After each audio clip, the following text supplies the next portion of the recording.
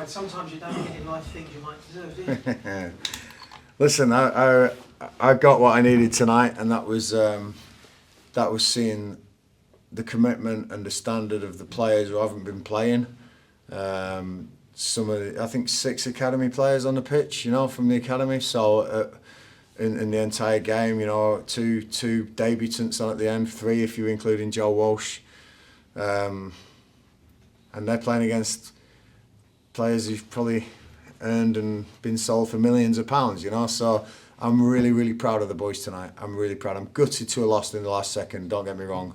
And if I could put that crossing again, I'd be up there defending it if I could. But they didn't deserve that. That was the thing, There was chances both ends. I thought we had probably the best chance of the game. We just didn't capitalise on that. And it was cruel for the boys. But it's a big lesson for some of our young boys. And like I say, the future looks quite rosy here. And we've got something to grab hold of. I told the boys to give me everything and set the standards just like they did on Saturday. And you can't ask any more as a manager. They're cramping up at the end. They're just giving absolutely everything. Gutted, but very proud. And like I say, can't wait for Saturday now. Probably might need to give them a bit of a rest first. Gareth, it's great to see them fighting for the badge. The young guys out there, lots of academy products on the pitch today, and you talk about pride in these players and having pride for the badge, which you've always said is important. So, how have you been instilling that? In training camp and it's consistent behaviour every single day. I'm not hiding this. This club needed to change for me. It needed that for me. Not for anyone else, just for me. The way I run things, the way I do things, this club needed to change. And I believe that I'm bringing a correct change to the club of a humility back and also a work rate and a work ethic that I think can slip in football. And we saw that tonight. We saw it Saturday. I set the boys up wrong against Watford. I'll take that one. That's my mistake. But we've seen what we can do now at Cardiff and at Norwich tonight. We have really. At a weakened side, I don't want to disrespect any of the boys, but when you look at appearances, when you look at who's in the pecking order at the club, we really were sort of a young inexperienced side at the end there. Only it's a handful of experienced players on the pitch, and when they're putting on the players that they were putting on, I mean, to hold our own for so long, I thought was magnificent from the boys. But yeah, the changes will be consistent behaviour. I won't go away from what I believe in. What I'm really pleased at is the way the boys have taken on the new style of play that we're doing. The new way that we're trying to play, coupled with this absolutely give everything. That's all that QPR fans have ever asked for 20 years. That hasn't changed, and that will be given every single game without a doubt. And what was your first game back at home of the new season? Was it good to be back at home? Do you know what? 8,000 people turned up, and that was magnificent. That's more than I ever imagined would turn up for a night like this, and it just goes to show there's a certain optimism and belief about this place. Yes, we've been written off already for this season, but also yes, we're going to surprise the hell out of a lot of people because I believe in this squad. I really do. And I think we can upset the form guide week in, week out, and get many good results this year. As you've said, a lot of people have written you off, and a lot of fans at this club as well have been a little bit pessimistic about the outlook for the season. Do you feel like now with the result at Cardiff and the way you played today, that now they're really going to get behind you and the squad and believe? Listen, I'm hoping they'll get behind us and believe, because things aren't going to change overnight. I keep saying it, you might have to go through a little bit of pain to get the good stuff. And we've definitely gone through some pain here. We haven't had the pain of a club like a Reading or somebody who got relegated and was in all sorts of difficulties. We haven't had to go through that yet, or that, I don't want to say yet, never. That doesn't want to happen here. But I think we've had a reset. We've had a real scare last season. And I'm hoping that the fans understand what I'm trying to do, what we are trying to do as a group. I can't force them to get behind us, but I can put on displays like tonight that hopefully will enthuse the fans as much as it did with me. All I'm asking for is everything the players have got. Empty the tank every day. I'm asking that for fans as well, and it's up to them to dig deep and do that, but the players certainly will be. I can definitely influence those.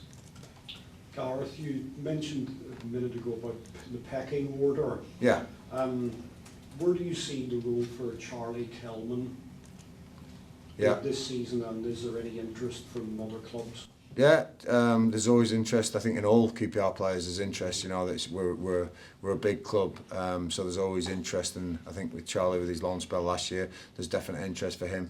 Charlie's, as far as I'm concerned, he's in my plans going forward this season until he's told otherwise. But no, Charlie played well in pre-season. He's got great energy.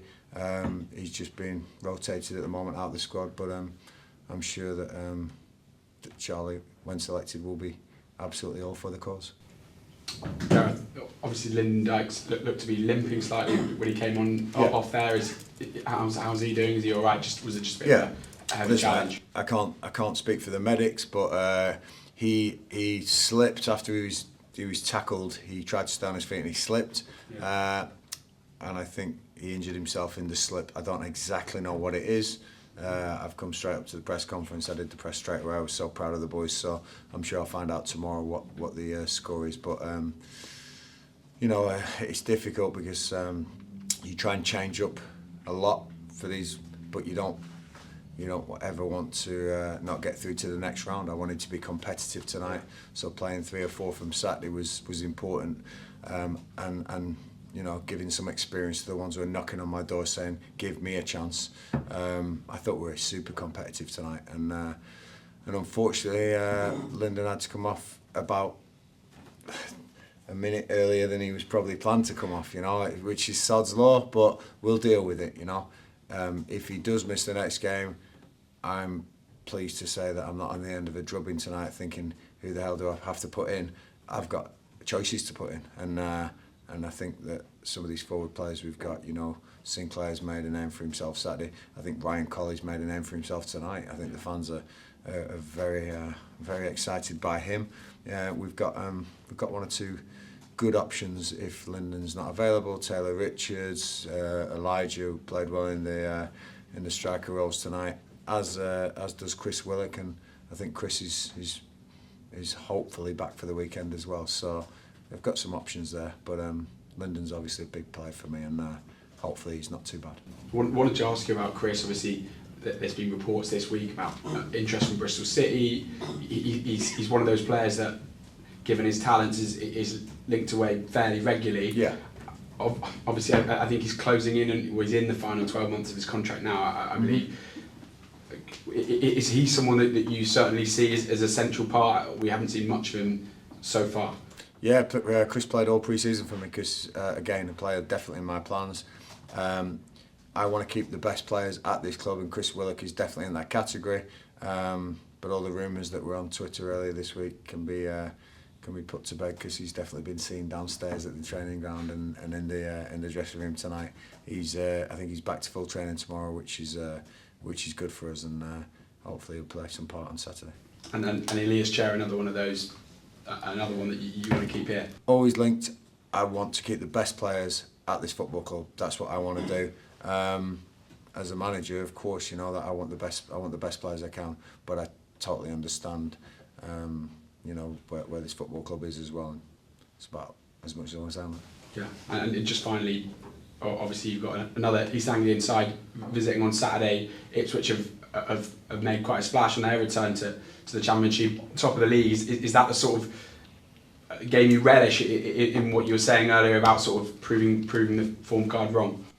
Bring it on. So I'll say, yeah, we've probably come away from Wales with a result that no one expected, and there's no reason we can't do it at home, especially when this place is rocking with, you know, 17,000 West London fans behind us. Cheers, guys. Cheers. Okay. Thanks, guys. Cheers. Thanks, guys.